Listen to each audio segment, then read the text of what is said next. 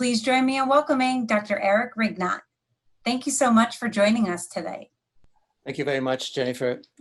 Thank you for giving me this opportunity to give this presentation, and thank you everyone for joining this presentation. I hope you'll enjoy it.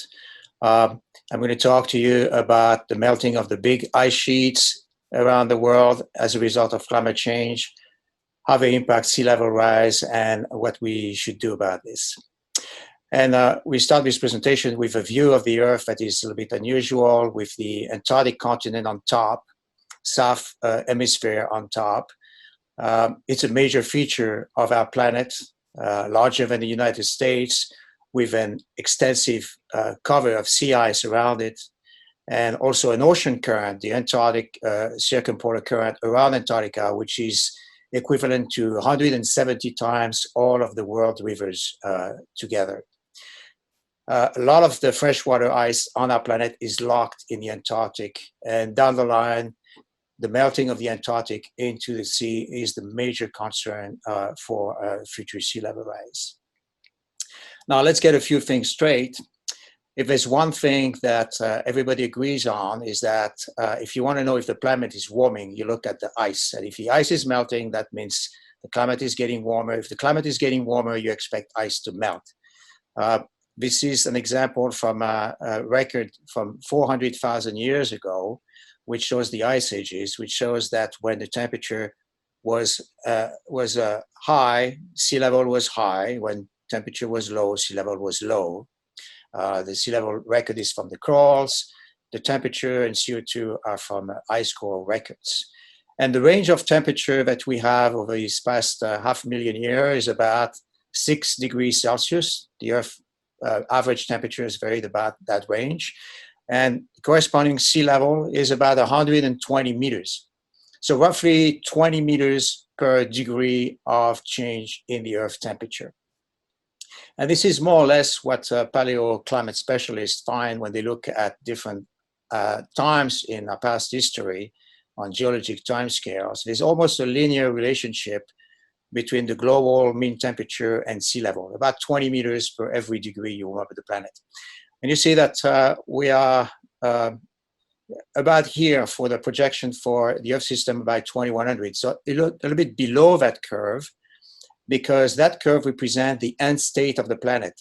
Once you leave the planet long enough, millennia, or even tens of thousands of years in that climate regime, sea level will eventually reach that nearly linear curve. But over a time scale of 1 century, we won't quite get there.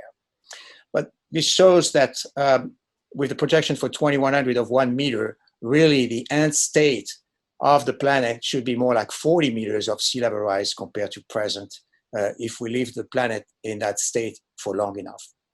So the key question is just how long does it take to get to that end state? And the paleoclimate record doesn't quite tell us that. If we look at the more recent record, the past 25,000 years, when a lot of the big ice in the northern United States, in Scandinavia and elsewhere, and parts of Antarctica,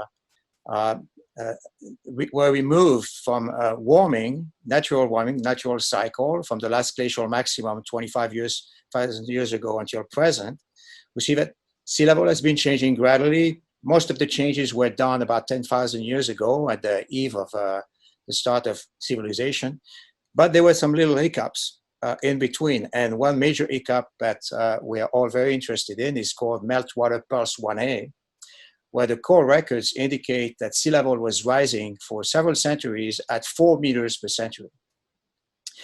Now, 4 meters sea level rise per century, the only element of the Earth system that can do that is the collapse of ice sheets. Ocean warming will not yield such a large rate in sea level change.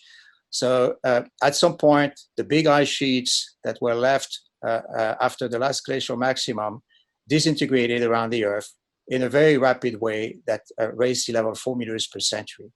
So as glaciologists and climate scientists, we are concerned about this because that means that there's a potential for ice sheets to contribute to sea level in a very rapid manner. Now, we're all familiar with sort of the traditional view of how an ice sheet could melt.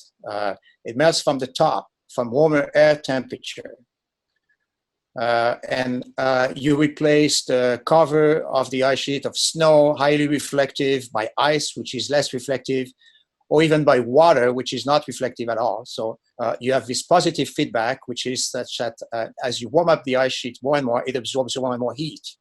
The physics of that interaction is very well understood. We have a gazillion data to validate models that replicate the melt. On ice age time scales, it's very easy to change the Earth temperature and replicate the large change in ice volumes by just looking at the melt of the ice at the surface. Now, in Greenland, this is an important participant in the current change in the mass of the ice sheet. In the Antarctic, it's not participating at all right now. You would need to warm Antarctica by another 4 or 5 degrees in order to see this major subglacial river forming every spring and flowing down to these big cracks and morass on part of the ice sheet. So in Greenland, this is actually contributing to about half of the loss. So where's the other half of the loss coming from?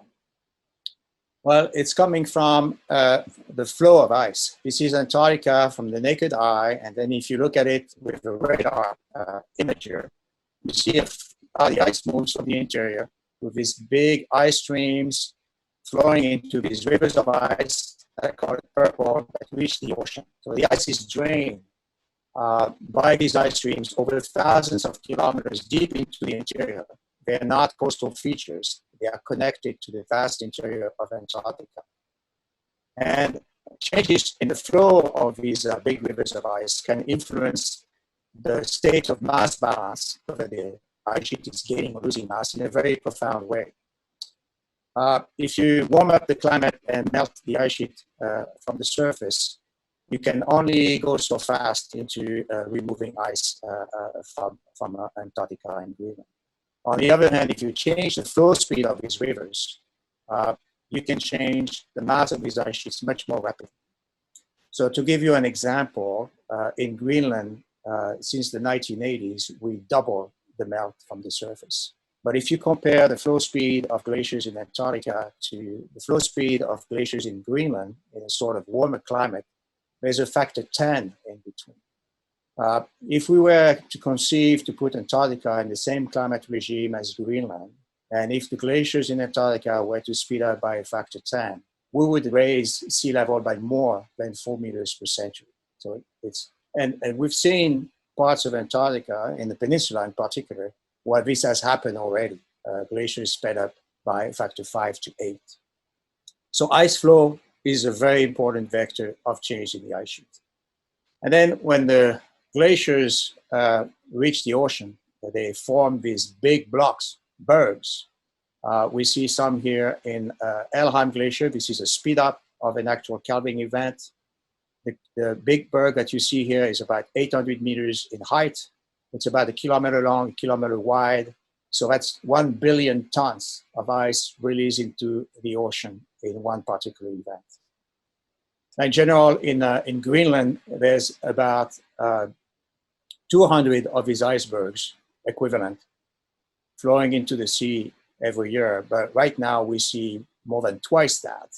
So there's more icebergs flowing into the sea than needed to keep the ice sheet in a state of mass balance. This berg doesn't seem like much. Compared to the rest of the ice stored in Greenland, it's just a little trickle. But 1 billion tons of water is the equivalent of the annual consumption of water from a city like Los Angeles or New York, a large city in the United States with about 10 million inhabitants. They use about 1 billion tons of water every year for their freshwater supply. So on the human scale, it is a lot of freshwater loss to the ocean. Now, a traditional view of ice sheets and that's used in models, calving is a difficult process to include in models. There are a lot of mechanics that we don't fully understand. But also, we've realized in the last 10, 15 years that this is not the only way ice is being dispersed to the ocean. There's a lot of action taking place below the surface in the deeper part of the ocean. First of all, we have very good observations of the ice sheets. We measure how the surface changes with time. This has been done since the 1990s. We measure the flow speed of the glaciers. This goes back even to the 70s from the early satellite data from Landsat. Since 2002, we have a mission named GRACE that measures the gravity field and how it changes with time over the Earth. And the gravity field is a way to put the ice sheets on a scale and tell us how much the weight is changing with time. So it's the most precise and comprehensive way to look at these ice sheets. You see at the bottom some animations showing Greenland and Antarctica, and you see that the red areas are areas where there's a large loss of mass. So progressively, it has been affecting all of Greenland. All four corners of Greenland are losing mass. And in Antarctica, there's some areas of concentrated loss, but not the whole ice sheet is participating in the mass loss. The plots on the top are the mass loss in billion tons per year over a period of 14 years. You see that all these big entities are losing mass. And then we have on the right all of the world glaciers and ice caps. These are the glaciers in Alaska and Patagonia and Himalaya and Svalbard, Iceland, and so on, which are all measured very precisely with the GRACE mission. And without having a degree in physics, you can see that these plots have a curvature in them, which means that the mass loss is increasing with time. It's not a steady loss, it's increasing every year. And it's increasing especially in the Antarctic, more than it does for the mountain glaciers and for Greenland. And if you add up this acceleration and for just the sake of an arithmetic calculation, extend it to the end of the century, you see that we are on a path for 1 meter sea level rise by the end of the century if you add the thermal expansion of the ocean to the melting of ice. So as of today, and the record is a little bit longer in actuality than what is shown here on this graph, we are already on a path of 1 meter sea level rise per century. Now, this was not expected. This was not expected for Greenland, not at that rate. This is a high rate. This was not expected at all for Antarctica. What was expected is actually a slight growth of the Antarctic continent because the warmer ocean would produce more evaporation. More evaporation would mean more precipitation on the ice sheet. But what we see here is a response of the glaciers in Antarctica. And it's really important to understand why this has happened. This is a comparison of the current trend in Greenland, the black curve compared to the model projection. And you see that we are sort of following the worst case scenario for the melting of Greenland right now. We are even a little bit above. I don't show the plot for the Antarctic because in the Antarctic, things are going a little bit faster than predicted by models. Now let's go to the Antarctic for a moment and look at the interaction of ice with the surrounding ocean, because this is the very important part of the interaction of the ice sheet with the climate system. In the polar regions, we have cold fresh water at the top, the first few hundred meters, and we have warm salty water at the bottom. This is the opposite of what we have in temperate regions where the warm water usually stands on the top. And that warm water is at the right depth to melt the glaciers from below.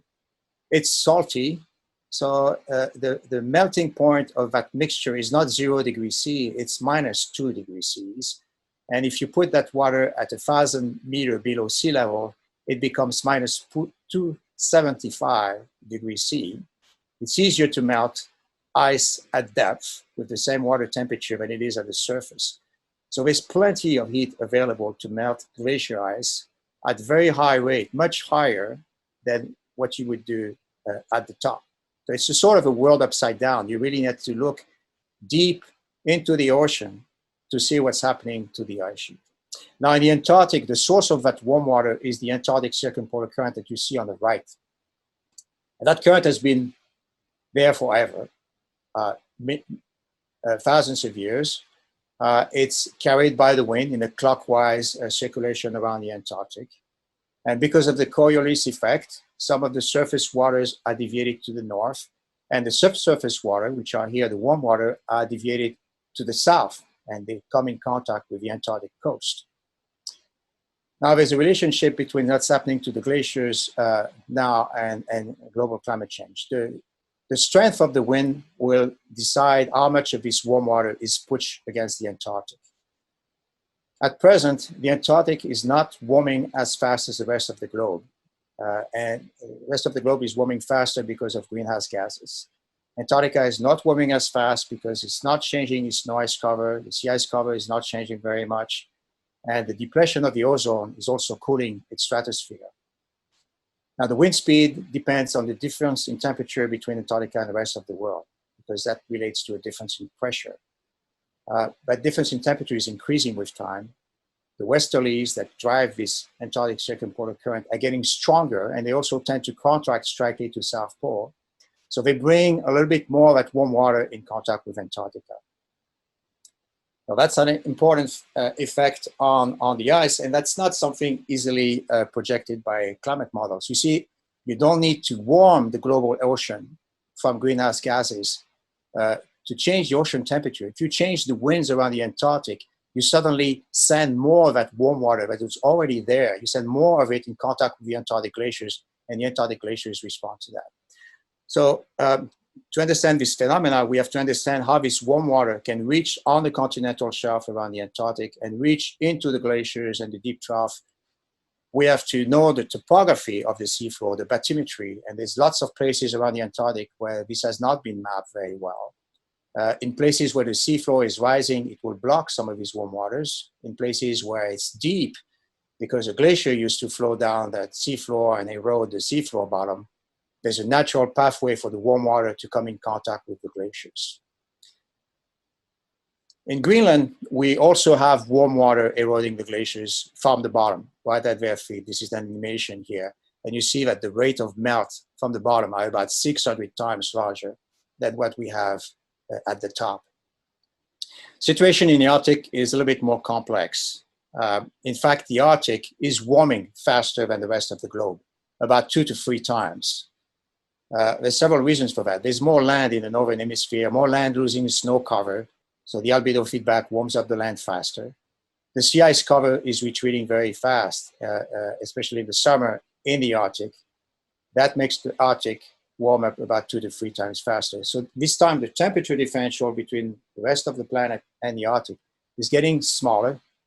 The jet stream is becoming less strong. It's not contracting to the North Pole. It starts wobbling, as you see down here on the right.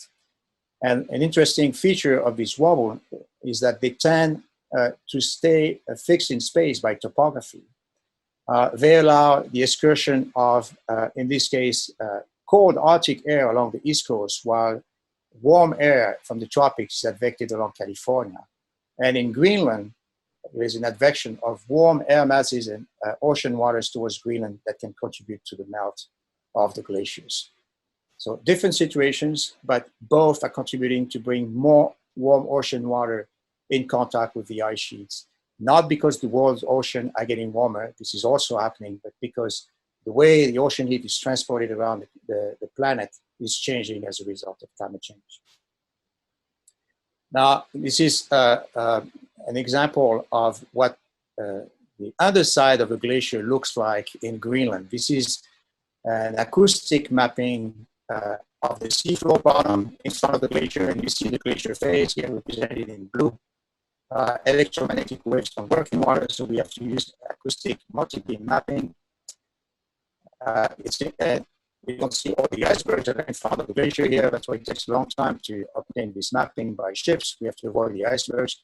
And then you see this view from the top here, which shows the vertical face of the glacier. That's this white line, and the projection of that ice face on the seafloor. And you see that we can map the seafloor even beyond that. The black area here represents the glacier area, and the colored area is the seafloor, the ocean. And you see that there's a lot of areas of the seafloor we can map beyond the glacier front. That means that the glacier is undercut by the ocean by several hundred meters. It's removing the feet of the ocean, of the glaciers, and that has a big impact on the glacier dynamics, as we're going to discuss in the next slide. Now, the big monster for ice sheet is called the marine ice sheet instability. It's like the abominable snowman, the Yeti, the catastrophic scenario. Back in the 50s and 60s, scientists figured out that if an ice sheet is developing on a normal slope where the bed is rising inland, if you start disturbing it, if you start melting it from the top, it will retreat, but the retreat will eventually slow down to a stop until a new stable state will be reached. Conversely, if the bed slope gets deeper inland, the configuration is completely unstable. As the glacier retreats, it retreats faster and faster. The flux gets bigger because the ice becomes thicker. And there's only two stable states for that. Either the ice sheet goes all the way to the edge of the continental shelf or becomes a floating ice sheet, which we call an ice shelf. And when the theorists realized this instability, they even thought, how come we have ice sheets left on the Earth on a retrograde slope? They should not be there. They should be unstable, or maybe they are just collapsing today. But they did not have enough data to verify whether this was happening or not.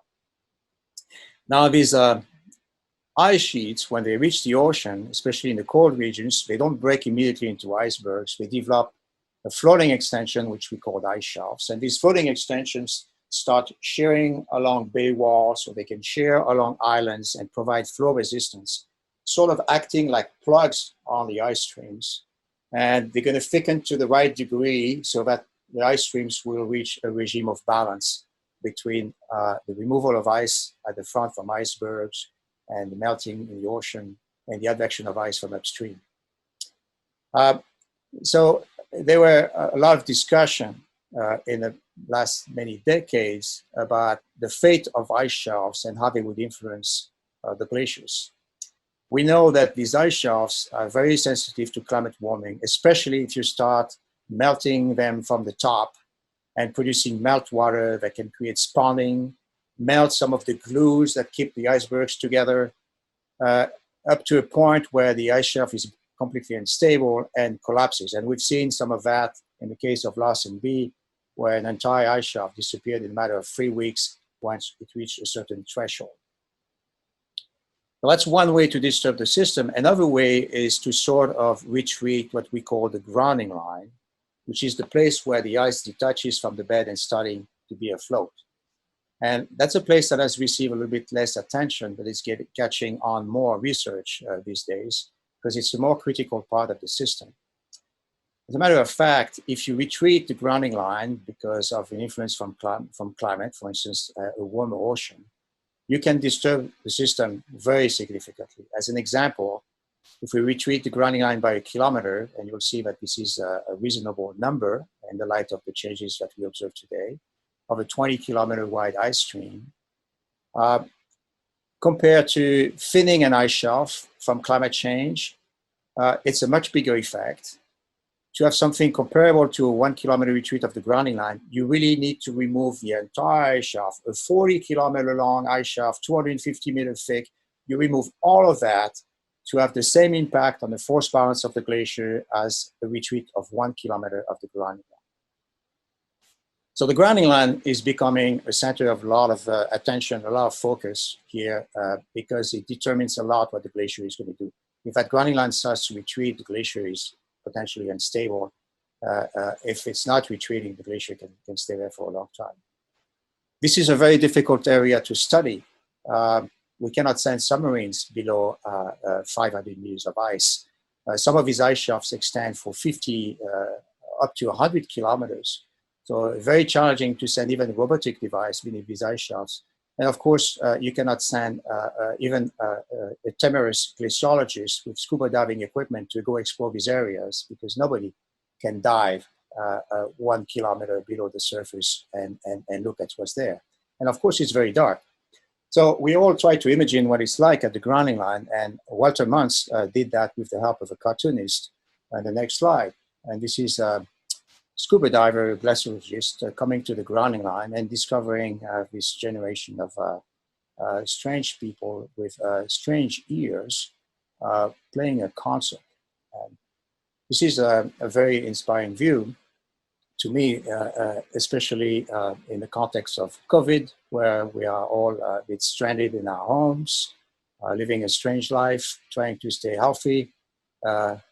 not just in terms of physical health, but also our mental health. And I would love to visit the grounding line and sort of become one of these musicians and maybe be one of the rock stars there. So I'm going to take a little pause because I'm a little bit inspired by this. I want to be a rock star. I put my glasses on and a little tune.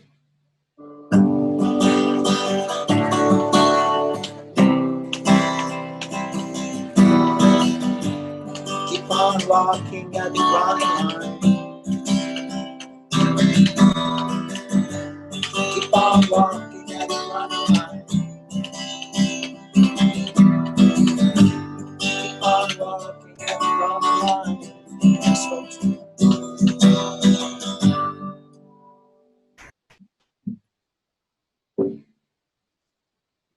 All right, that's the beauty of this Zoom conference. I would never do this in public because I would not even remember how to play a single chord with people looking at me. But I can do this on Zoom. So going back to reality show, where are the places in the ice sheets that worry us, that make us not sleep well at night? The marine part of the ice sheets, the places where we may have a retrograde bed, meaning that if the ice starts retreating in these areas, we know it will not stop retreating. And we know that, in fact, from experience, because this has been long documented, for instance, in Alaska, when people look at the retreat of tidal glaciers, they know that once glaciers retreat along retrograde slope, nothing stops them until they reach prograde slope and a new state of equilibrium. So in Greenland, there are this is the map of the bed. Everything in blue is below sea level. They have three main floodgates. There's lots of glaciers around Greenland, of course, 226 major glaciers controlling most of what's happening in Greenland.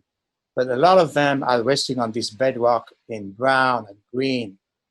They will contribute to sea level rise, but they're not major threat of rapid sea level rise. The big ones we see on the northeast, Nordjyllands Fjord and Zachary Eastrom, contains 1 meter of sea level rise equivalent.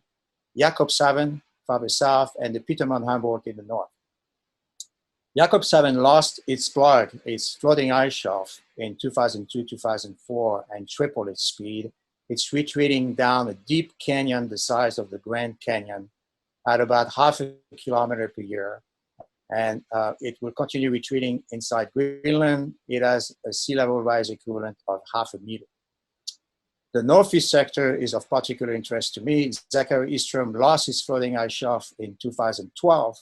Nordjyllands Fjord hasn't lost its ice shelf, but as recently as last week, we heard news from European colleagues that part of the ice shelf was disintegrating. Zachary Eastrom almost doubled its speed in the last 10 years and is retreating along retrograde slope. And then the last sector, Petermann Humboldt. Humboldt used to have a small floating extension that is now gone. Petermann has lost 30% of its ice shelf. The glaciers are still conserving more or less their speed, but they are changing. So we have these sort of flapping floodgates on Petermann Humboldt, a broken gate in Zachary Eastrom, and Jakobshavn doesn't have a gate anymore. It's flowing very rapidly into the ocean. Now in the Antarctic, we have a lot more than 3 floodgates. We have a lot more sea level rise. I colored these floodgates in different color. Okay means nothing much is happening, and nothing much is happening in the foreseeable future in these areas. Bad means that we have data, not from last week, but from at least 30 years of satellite observations and going even further back from historical data, that things are changing. And red is areas that are changing very rapidly and are a major source of concern. So red is the Pine Island Thwaites sector. You may not have heard about Pine Island and Thwaites yet, but I guarantee you that in the coming decade, you will hear about them. They contain a 1.2 meter sea level rise equivalent. They are in this part of Western Antarctica. It's all blue. It's all going retrograde slope. We are basically examining right now if this retreat will be slowed down a little bit by a few of the remaining ridges along the way. But it's not clear that they're going to slow down that retreat. And this could entrain the rest of Western Antarctica to go to sea with its 3 meter sea level rise equivalent. But in East Antarctica, there are also some changes that are worrisome.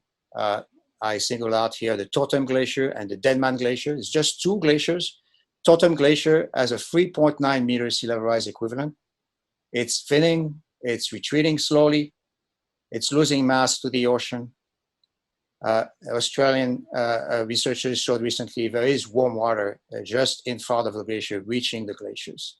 Same thing for Denman, 1.5 meter sea level rise equivalent for just a single glacier in East Antarctica. So these glaciers need a little bit more of our attention. They're contributing very slowly right now, but potentially they represent an enormous risk of multiple meter sea level rise for the future. Now, Palinol and Thwaites, we're going to go into more details with that. I'm going to take you on this NASA animation to West Antarctica, where you're going to see the Pine Island, Thwaites, Smith, Pope, and Kohler Glacier, which are all flowing into the Amundsen Sea embayment of West Antarctica. They are all speeding up in unison in response to the ocean thermal forcing. In some years where the ocean water is a little bit warmer, they speed up and melt more. In some years where it gets a little bit colder, they slow down and melt a little bit less. The rate of retreat of these glaciers is spectacular. Smith Glacier retreated about 35 kilometers in 20 years. I'm talking about the grounding line, the famous grounding line. We can see how fast they retreat from satellite instruments. Now, these glaciers will keep retreating into a deeper ground in the rest of West Antarctica. Now, to put this thing in perspective, 10-kilometer retreat is the kind of retreat you expect to see on an alpine glaciers, or glacier in the Rockies or in Alaska, alpine type of glaciers. In Greenland, the glaciers are retreating for the fastest one at about half kilometer per year. And so that's much faster than what you would see in the alpine and traditional glacier landscape. But in this sector of Antarctica, the coldest part of our planet, the retreat rates are the largest. 1 kilometer per year, 2 kilometers per year. We have actually a report coming out that some of these glaciers are retreating at 3 kilometers per year, 30 kilometers per decade. The fastest retreat rate of glaciers on the face of the Earth. And that's was a little bit surprising, but not totally unexpected. If you warm up a glacier system, like in Alaska, by a little bit, it's already in a warm environment. It would perturb it a little bit. If you warm up glaciers in the Antarctic by the same amount, it would be a huge disturbance to them, and a huge reaction, and a huge change in their grounding line position.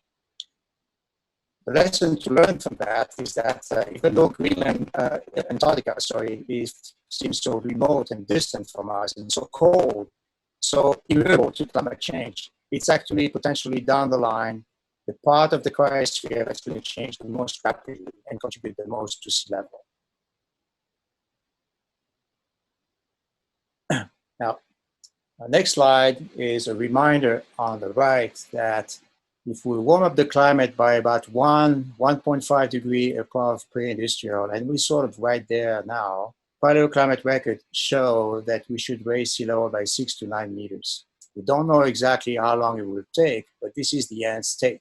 So in case you think that we could be happy to reach a stable climate 1.5 degrees above pre-industrial, as a glaciologist, I will tell you, not quite happy with that. The ice sheets will keep melting, even in that climate system. With a 1 meter sea level rise, you see on the left all the counties in the United States which will be affected by it, and all the people in these counties which will have to actually move, be displaced out of their homes, moving inland. We're talking about almost 10 million people.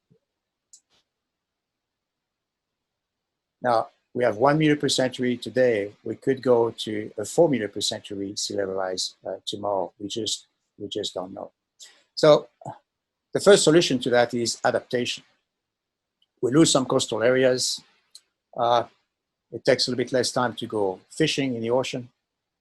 Storm surge and major tides have a totally different effect on our coastal areas with another meter of sea level rise. And we start thinking about adaptation strategy. And there was a very nice game, ocean game, put together by Axia at the LA Times about a year ago, which you can play with, which looks at the complexity of adaptation. You have different strategy. You can hire a consultant to decide what to do. You can add sand on the beach to protect the coastal homes, or you can build a rock wall to protect the homes. And in that game, you choose your strategy and see what works.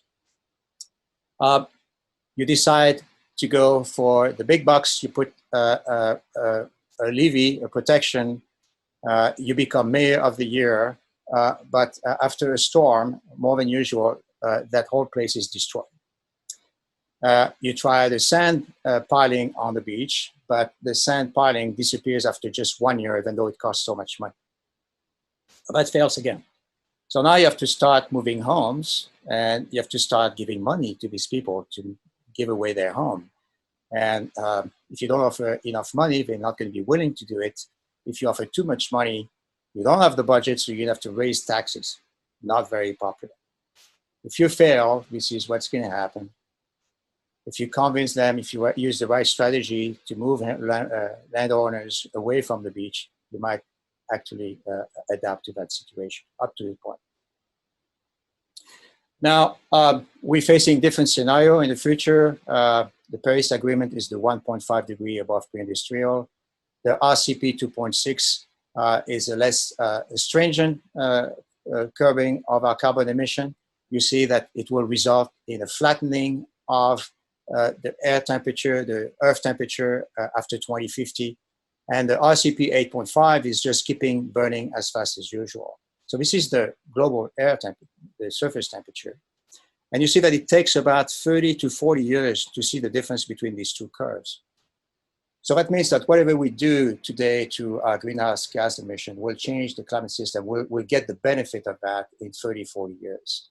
That also means that whatever is going to happen in the next 30 to 40 years is almost written in stone. But we have to be mindful about that. We are deciding now what's going to happen towards the end of the century. And you see that towards the end of the century, there's no flattening of the curve of sea level rise. It's very different from the Earth temperature. It'll keep rising, and it keep rising faster and faster. So I call adaptation sort of the Band-Aid solution. But there are other things to do. As my colleague Nathan Lewis from Caltech used to say, Stone Age did not end because we ran out of stone. And for the same reason, the burning of fossil fuel will not end because we ran out of fossil fuel. It will end because we found something better to do. We found something better to do than break stones, and we're going to find something better to do than burning fossil fuel. Adaptation is costly. It exacerbates environmental injustice, and it will force massive immigration of populations that just simply cannot move their house up the slope. They will have to move to another country.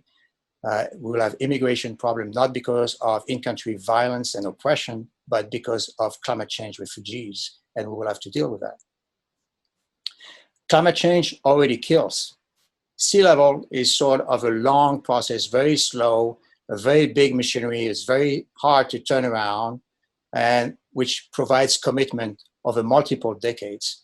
But we're already in a crisis right now where hurricanes, extreme droughts, and wildfires raging in California are killing people. And this is a result of climate change. And adapting to that is not something that is an solution. The solution is to develop mitigation strategies to fight this climate warming, right? The solution that inspire the human spirit instead of scare us and creates jobs. And I'm not going to talk too extensively about that because I'm not a specialist of mitigation strategies, but there's a lot of people working on that, on energy efficiency, developing clean energy from the sun, from geothermal, from the wind.